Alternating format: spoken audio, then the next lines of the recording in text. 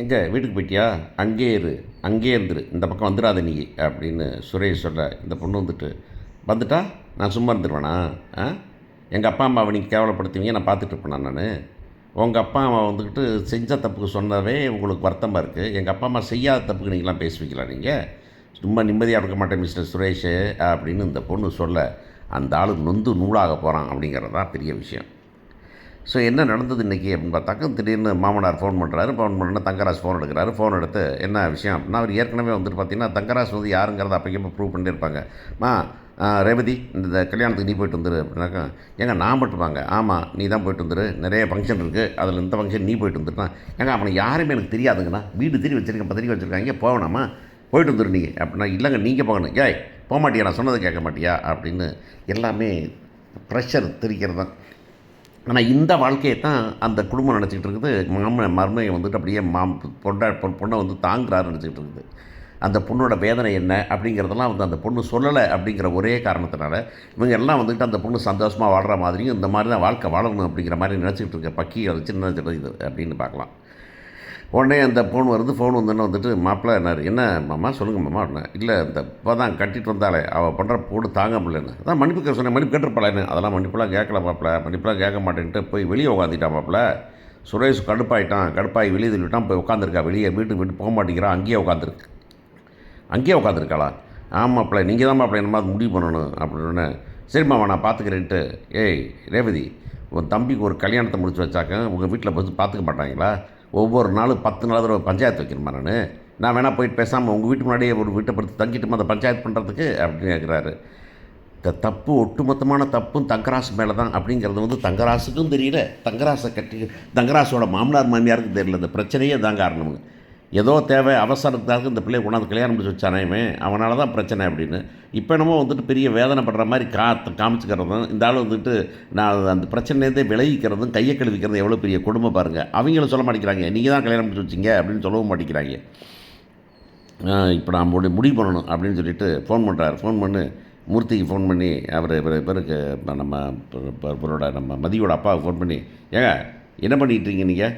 ஒரு பிள்ளையை கல்யாணம் முடிச்சு கொடுத்தா நிம்மதியாக இருக்க மாட்டாளா? எங்க அங்கே போய் நல்ல பிள்ளையை தான் கல்யாணம் முடிச்சு வச்சேன் நான் அப்படின்னு சொல்கிறார். நல்ல பிள்ளைன்னு ஒரு கல்யாணம் பார்த்து அப்படியே விசாரித்து கல்யாணம் முடிச்சு வச்சாரா? இப்போ நல்ல பிள்ளை கல்யாணம் முடிச்சு வச்சேன். கல்யாணம் முடிச்சு வச்சா அங்கே போயிட்டு வந்துட்டு நிம்மதியாக இருக்க மாட்டாளா? எங்கள் மாமனார் வந்து அவ்வளோ மரியாதைக்குரிய மனுஷன், அப்படி ஆள் இப்படி ஆள் தெரியவர் அப்படின்னு.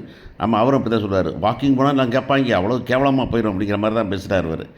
அப்படிப்பட்ட ஆள் அவர் கடைசியில் மனம் வந்து உட்காந்துருக்கிறாரு. வீட்டை விட்டு வெளியே போக மாட்டேங்கிறாலும் ஒரு மன்னிப்பு கேட்குறது முடியாதாங்க நான் போய் சொன்னதுக்கு அப்படின்னு. ஒன்று சரிங்க நான் பார்த்துக்கிறேன் அப்படின்னு. உடனே இவர் கோவப்படுறார் இவங்க அப்பா.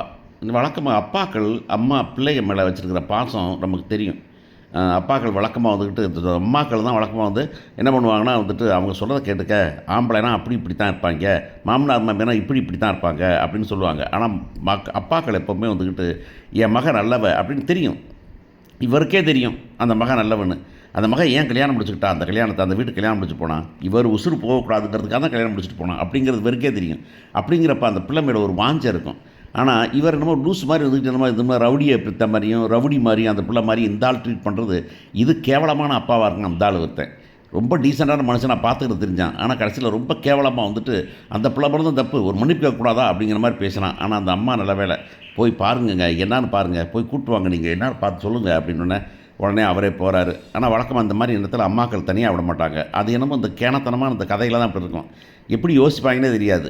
ஒரு ஆட்டோவில் போகிறாங்க, அம்மாவை அப்பாவும் போய் பேசுவாங்கன்னு தான் பேர். ஆனால் கடைசியில் இப்போ வந்துட்டு அவங்க அப்பாவை மட்டும் அனுப்பி வைக்கிறாங்க. ஏன்னு கேட்டால் இவங்களுக்கே தெரியாது. அதாவது ஒரு வாழ்க்கை அப்படிங்கிற மனுஷ வாழ்க்கையில் இப்படி தான் நடக்கும், மனுஷர் இப்படி தான் யோசிப்பாங்க, இப்படி தான் பண்ணுவாங்கங்கிறதே இல்லை.